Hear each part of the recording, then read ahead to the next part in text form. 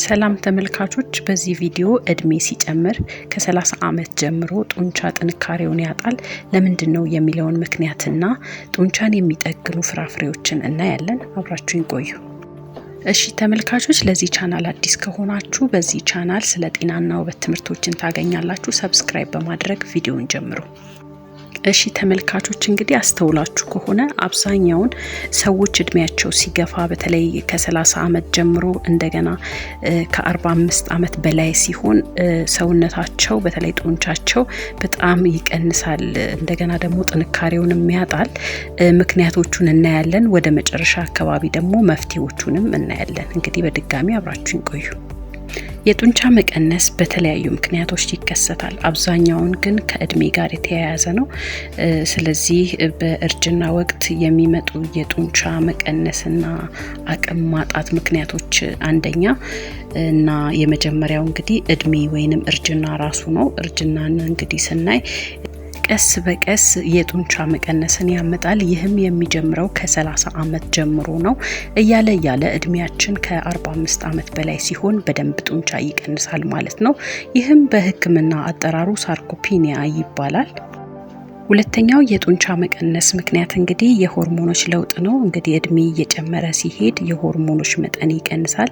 ለምሳሌ የቴስቶስትሮን ሆርሞን መጠን፣ የእድገት ሆርሞን መጠን ይወርዳል። ስለዚህ የጡንቻ አቅምም ሆነ እድገት ይቀንሳል። ሶስተኛው የአኗኗር ዘይቤ ነው። ስፖርት አለመስራት። አብዛኛውን ጊዜ እንግዲህ እድሜ እየጨመረ ሲሄድ ሰዎች ስፖርት መስራት ያቆማሉ፣ እንዲሁም ደግሞ ሌሎች እንቅስቃሴዎችን ማድረግ ያቆማሉ። አብዛኛውን ጊዜ እንግዲህ በመቀመጥ ነው የሚያሳልፉት። ይህ ደግሞ የጡንቻ መላላትንና ድካምን ያመጣል። እሺ ተመልካቾች አራተኛው ምክንያት ጋር ደርሰናል። እንግዲህ የተመጣጠነ ምግብ አለመመገብ ነው። እንግዲህ በቂ ያልሆነ የፕሮቲን መጠንን የሚመገቡ ከሆነ ጡንቻቸው ራሱን እንዳይገነባ ይሆናል። ስለዚህ በተለይ እድሜ እየገፋ ሲሄድ የፕሮቲን መጠን እንደገና ሌሎችም ምግቦች የተመጣጠነ መሆን ይኖርባቸዋል። አምስተኛው ህመሞች ናቸው። የተለያዩ ህመሞች እንደ ስኳር በሽታ፣ የልብ ህመምና የመገጣጠሚያ ህመሞች የመሳሰሉት በቂ የአካል ብቃት እንቅስቃሴን እንዳያደርጉ በማድረግ ጡንቻ እንዲዝልና እንዲቀንስ ያደርጋሉ። እሺ ተመልካቾች አሁን ወደ መፍትሄዎቹ እንሂድ። ምን ማድረግ ይኖርብናል ወደሚለው እንግዲህ እድሜ እየገፋ ሲሄድ እንግዲህ ሰውነት እርግፍ ይላል ማለት ጡንቻ በጣም ይቀንሳል።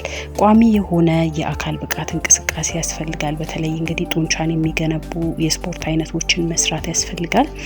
እንደገና ደግሞ ሁለተኛ ላይ የተመጣጠነ የምግብ ስርዓትን መከተል ያስፈልጋል። በተለይ በቂ የሆነ ፕሮቲንን መመገብ ለጡንቻ ግንባታ ይጠቅማል። እንዲሁም ደግሞ ጡንቻን የሚገነቡ ፍራፍሬዎችንም መመገብ አስፈላጊ ነው ማለት ነው።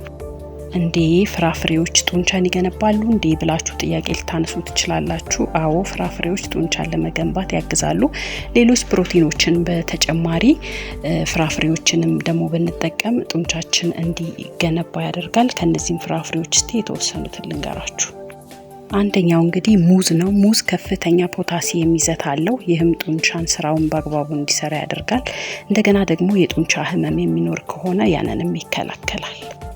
ሁለተኛው አናናስ ነው። አናናስ ብሮሜሊን የተባለ ኢንዛይም አለው። ይህም ሰውነት እንዳይቆጣ ያደርጋል። እንደገና ደግሞ ሰውነት እንዲያገግምም ያግዛል ማለት ነው። ሶስተኛው ፍራፍሬ ብርቱካን ነው። ብርቱካን ከፍተኛ የቫይታሚን ሲ ይዘት አለው። ይህ ቫይታሚን ሲ ደግሞ ኮላጅን እንዲመረት ያግዛል። እናም ጡንቻ እንዲጠገንም ደግሞ ከፍተኛው ሚና ይጫወታል። አራተኛው ሀባብ ነው። ሀባብ ብዙ ኤሌክትሮላይቶች አሉት። እናም ደግሞ አንቲኦክሲዳንትም ነው። ስለሆነ ጡንቻ ስራውን በአግባቡ እንዲሰራ ያግዛል። አምስተኛው እና የመጨረሻው አቮካዶ ነው። አቮካዶ በጤናማ ፋትና በፖታሲየም ጥቅጥቅ ያለ ነው። ይህም ጡንቻችን እንዲያገግም ያደርጋል። እሺ ተመልካቾች ለዛሬ ይዤላችሁ የመጣሁት ቪዲዮ ይሄንን ይመስላል። ጥያቄ ካላችሁ ኮሜንት ላይ ጻፉልኝ። ለቻናላችን አዲስ ከሆናችሁ ሰብስክራይብ በማድረግ ቤተሰብ መሆን ትችላላችሁ። በሌላ ርዕስ በቀጣይ ቪዲዮ እንገናኛለን። እስከዛው ድረስ ሰላማችሁ ይብዛልኝ። ቻው ቻው።